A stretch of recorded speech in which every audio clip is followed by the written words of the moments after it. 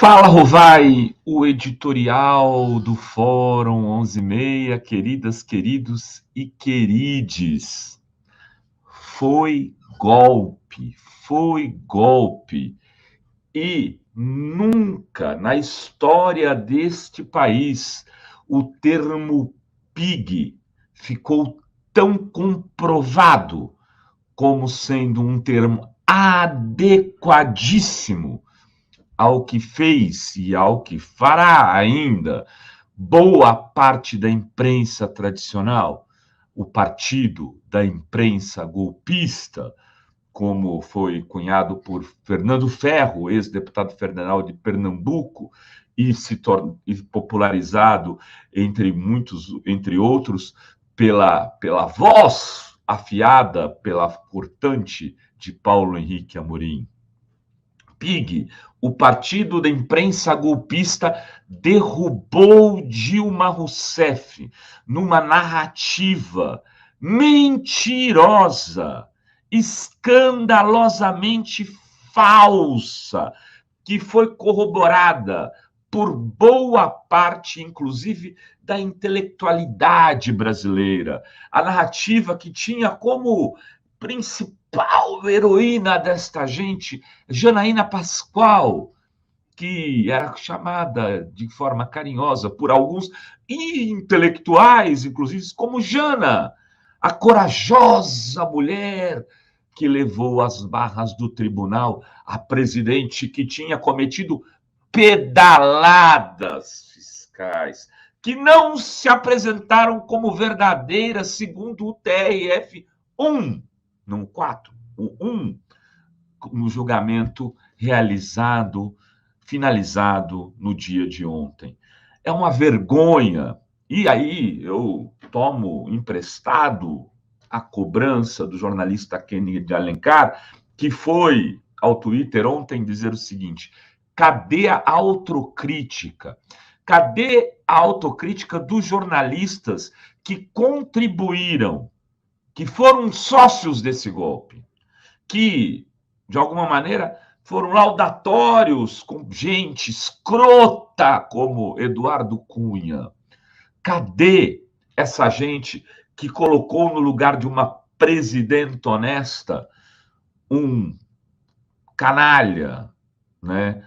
Uma pessoa sem nenhum tipo de escrúpulos como Michel Temer, que foi insensado e governou de forma desastrosa durante 2 anos, permitindo a chegada ao poder de um fascista, que uma parte da mídia não chamava de ultradireita, porque considerava um cara mais suave, né, Manuel da Folha?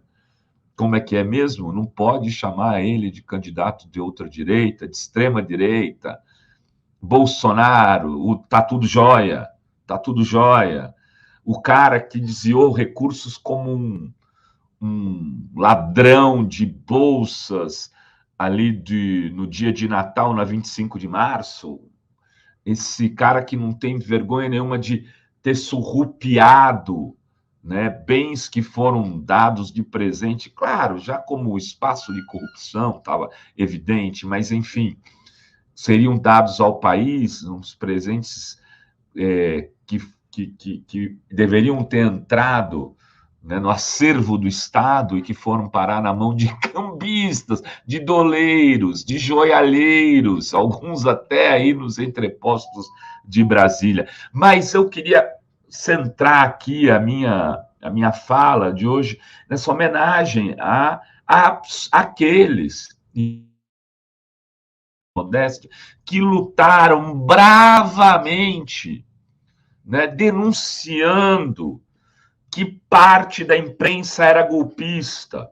Não só veículos, como jornalistas que ficaram trazendo supostos sociólogos, supostos intelectuais, que tinham como objetivo dizer o seguinte: não existe aqueles que falam que não foi golpe, estão negando a existência do que é a essência do crime na esfera pública.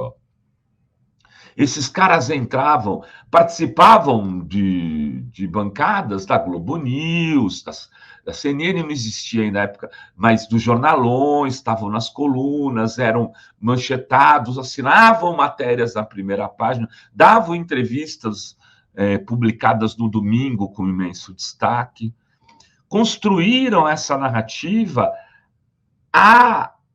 alheio ao básico, né, da checagem de informação que deveria ter sido feita para analisar se, primeiro, uma pedalada consistia num crime, e, segundo, o que era aquela pedalada.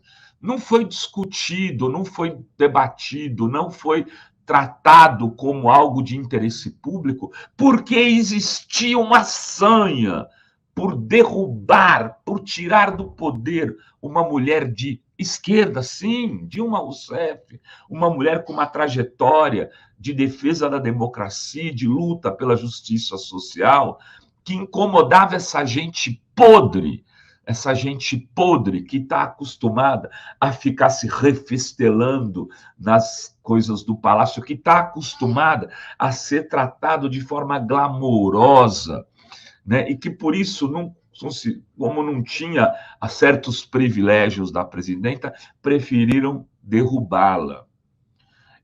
Jornalistas, queridos jornalistas, aqueles que estiveram por trás, ao lado e na frente desse golpe, vocês têm que se retratar, vocês têm que admitir que foram parte desta engrenagem macabra que quase tirou o Brasil do rumo da democracia, e tirou, de alguma maneira, por 4 anos, mas quase que tirou por mais 20.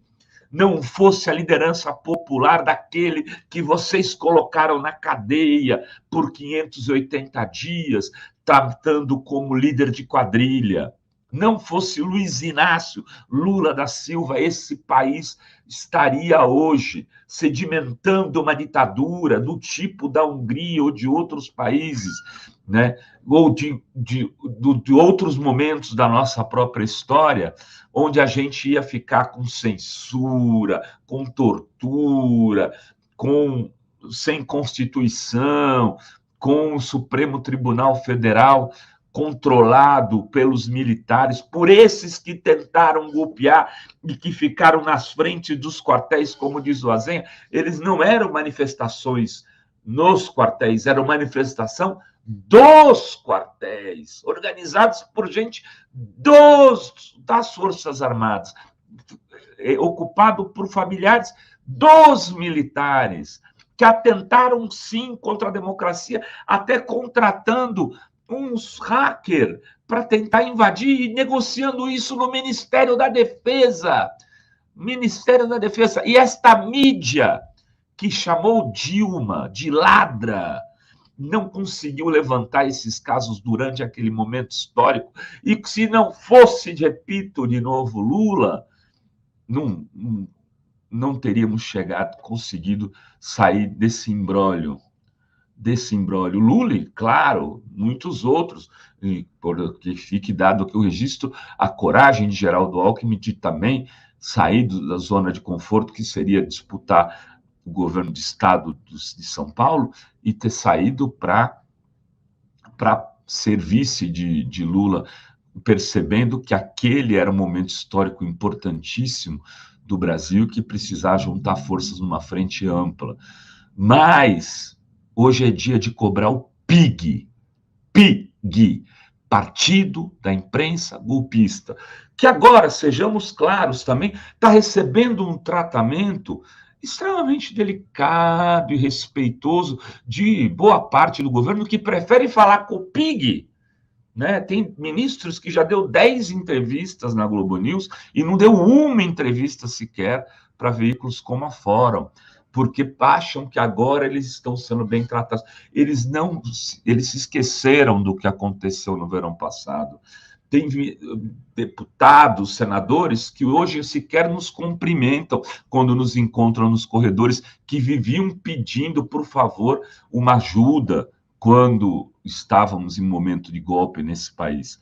Também é momento de fazer a reflexão sobre em que lado da trincheira estavam certos jornalistas quando Dilma foi a piada do poder. O que eles fizeram, como eles contribuíram. Águas passadas, Rovai.